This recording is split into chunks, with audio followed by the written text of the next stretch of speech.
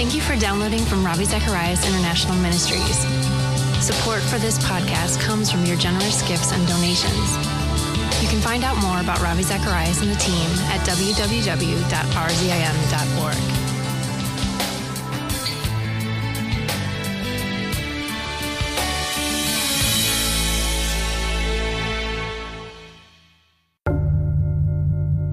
Job was throwing question after question after question because he could not explain a sovereign, infinite, all-loving God why he was dealing with such a good man in this manner. And God, when finally he broke the silence in a masterstroke of genius, rather than coming out with a flurry of answers, he says, Job, you have been questioning me for all these hours. Now it's my turn. You stand up like a man and I will question you. Where were you when the foundations of the earth were laid? Welcome to another week here on Just Thinking with author and apologist Ravi Zacharias. We may pursue pleasure, success, health, and wealth, but ultimately, we still come back to asking ourselves the question, what's it all for? Is it possible to find meaning in life apart from the reality of God? Ravi will be looking at those questions this week in his message titled, In Search of Meaning. Here's Ravi. It was William Shakespeare who said, all the world is a stage, and all the men and women are merely players. They have their exits and their entrances, and one man in his time plays many parts, his acts being 7 ages. Infancy, schoolboy, lover, soldier, middle age, decline, and old age. And the last scene of all, which ends this strange, eventful history, is second childishness and mere oblivion. Sans teeth, sans eyes, sans taste, sans everything. We go through these 7 stages here. May I take at least 2 or 3 of them, although I do not submit to the idea that it is merely players making exits and entrances, although I think Fyodor Dostoevsky was prophetic when he said first art would imitate life, then life would imitate art, and then life would find the very reason for its existence from the arts. But let me take it, trying to at least keep within these categories. First, the world of a child. What is it that a child really looks for when he or she is looking for meaning? Isn't it undeniably that sense of wonder? And maybe that's why we respond to them with the kindness that we try to as we look into the world of a little child. I recall, as I became a young father, how to see my children teaching me things that I would never have learned in any academic pursuit. I recall once crossing over from Jordan into Israel, going across the Allenby Bridge, where the Jordanian porter brought us halfway to the bridge, left our suitcases and walked away, and the Israeli porter took us into the West Bank. We were surrounded by machine gun-toting soldiers, and the situation was grim. A lot of hard, intense questioning, some that seemed so harsh and rude as men and women were trying to explain their reason why they were coming in. And I was told I could be there all day with rigorous questioning. And my little 2-year-old daughter Sarah was with me, and my wife Margie. And I recall all of a sudden amongst this room teeming with people, angry voices, angry interaction. And all of a sudden it seemed as though for a moment everything was silent. Everybody was silent for just a fraction of a moment, only to find out that my daughter was going to break that silence. And in her squeaky voice, she looked at one soldier, machine gun slung over his shoulder, and she said, "Excuse me, sir, do you have any bubble gum?"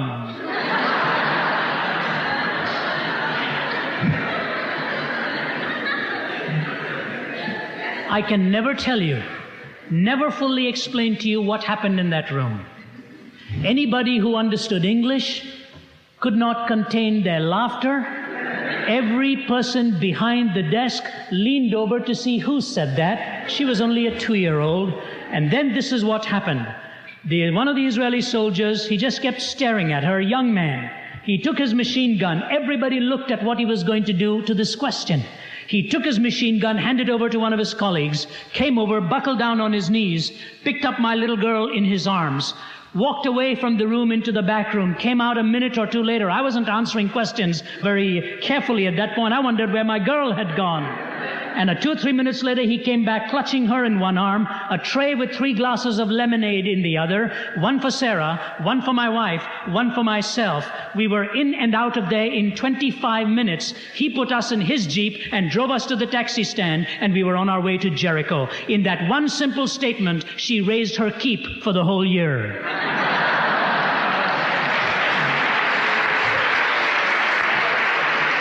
The power of a young life. Incredible.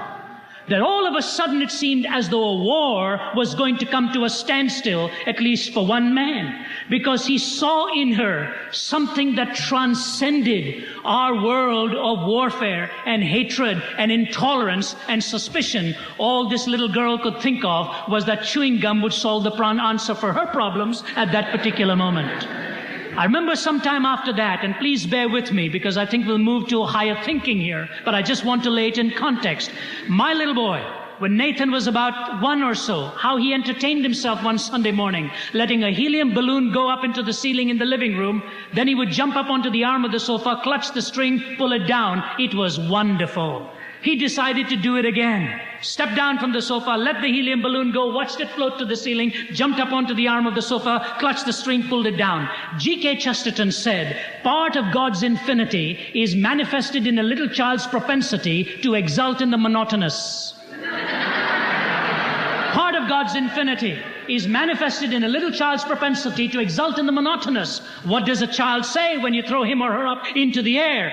Do it again. Do it again. Do it again. What do you think God says to the sun every morning? Contrary David Hume, you know. Do it again. Do it again. Do it again. Exulting in the monotonous, because there was something so wonderful in the process. But my little boy's finitude dawned suddenly. He decided he would go outside and try the same trick. He let the balloon go, and alas, it did. And there was no sofa big enough for him to stand on and get it back. And he broke into uncontrollable sobs. His world had collapsed before his eyes until he saw me coming out of there and saying, I know what you can do, Daddy. Next time you're on a plane, would you please bring it back for me? The world of a child, both strong to control an adult and so vulnerable in being unable to differentiate between what was fact and what was fantasy, what was plausible and what was implausible. But as that child grows, do you notice where that wonder comes? That wonder comes in the fairy tales. All over the world you have folklore, stories that entertain little ones. And if you notice, something fascinating happens in those fairy tales. And by the way, that was the first time the word moral ever began to be used with the ideation with which we use it now, where the idea of a principle emerged in these children's stories. The idea of a moral. So Beauty and the Beast, you've got to love someone before they become lovable. How Cinderella told them about the exaltation of the humble. How Sleeping Beauty told them that you can be blessed with many, many gifts and yet cursed with the curse of death, and how even death can be softened to the effect of a sleep. And all this enchantment, all this world of a fairyland. But as you are an adult, you begin to notice something happens in these fairy tales that the child never progresses beyond. And it is this: as an adult, when you're reading those fairy stories, you notice two things immediately leaping to the adult mind. Number one, there is always a condition. If you don't come back by such and such, you will become a such and such. If you don't come back by 12 o'clock, you will become a pumpkin. Have you ever noticed the person never ever says to the fairy godmother, how come? I strongly suspect because the fairy godmother will turn to the person and say, if that's the way you want it, will you tell me how come there is a fairyland? This is precisely the line of questioning God undertook with Job.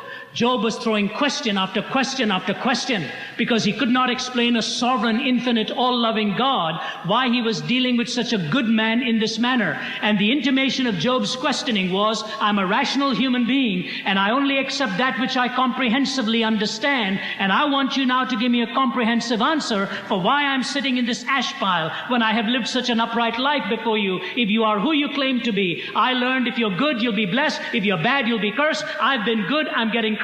My theology is in a shambles. Would you please tell me what's wrong with this whole rational process I'm in. And God, when finally he broke the silence in a masterstroke of genius, rather than coming out with a flurry of answers, he says, Job, you have been questioning me for all these hours. Now it's my turn. You stand up like a man, and I will question you. Where were you when the foundations of the earth were laid? And he gives him 64 questions back to back, for which Job says, come to think of it, there are many other questions for which I don't have comprehensive answers, but I have just accepted them. You see, that sense of wonder has an enormous sense of awe to it, which becomes indispensable in life. I recall, during my studies at Cambridge University, studying under one of the leading quantum physicists of our time, Dr. John Polkinghorne, who is a latecomer in his commitment to Christ and delivered lectures to that effect at Harvard University. I think it was an earlier part of this year. Dr. Polkinghorne was my professor of science. He's president of Queen's College, Cambridge, a very close friend of Stephen Hawking. And so we would have interchangeably lectures in these matters from these men and so on. I remember Dr. John Polkinghorne telling us how fine-tuned and how intelligible this universe was. And you've heard statistics like that, but I remember one simple illustration he gave, how he said the universe was so finely tuned that the compression and expansion ratio was so precise. He said that a margin of error so small, it would be like taking aim at a 1 square inch object 20 billion light years away and hitting it head on. And this quantum physicist, a leading thinker in his field, going back to the one world theory, explaining the concept of a creator to whom he had now committed his life. But alas, ladies and gentlemen, it is possible in a naturalistic framework for people to still see the wonder, see the grandeur, see all of the loveliness and splendor of this world, all the way from a little child to the world in which we live, and think that it explains itself completely, and in the process lose the wonder. We have to end today's message there, but we hope you'll join us again tomorrow as Ravi continues his series titled, In Search of Meaning. Do you find yourself wondering why we're all here? If this message has helped you in the pursuit of an answer to that question, or if you think it might be helpful for someone looking for the meaning in his or her life, it is available in its entirety as part of the Ohio State University Veritas Forum. This CD set contains 2 messages by Ravi Zacharias, along with an engaging radio interview with Ravi and Hugh Ross as they responded to questions from callers. The material contained is excellent for anyone wanting to expand their faith and their intellect, or to get a grasp of what Christianity is all about. To order a copy, call us at 1-800-448-6766. Or, if you prefer to order online, be sure to visit our website at rzim.org. While you're there, you can browse our full selection of resources, including archived radio programs, podcasts, and blog posts from Ravi and other RZIM team members. For those listening in Canada, that website is rzim.ca. Just Thinking is a listener-supported radio ministry and is furnished by Ravi Zacharias International Ministries, Atlanta, Georgia. To contact us by mail or to send a donation, write to us at RZIM, Post Office Box 1820, Roswell, Georgia 30077, or visit our website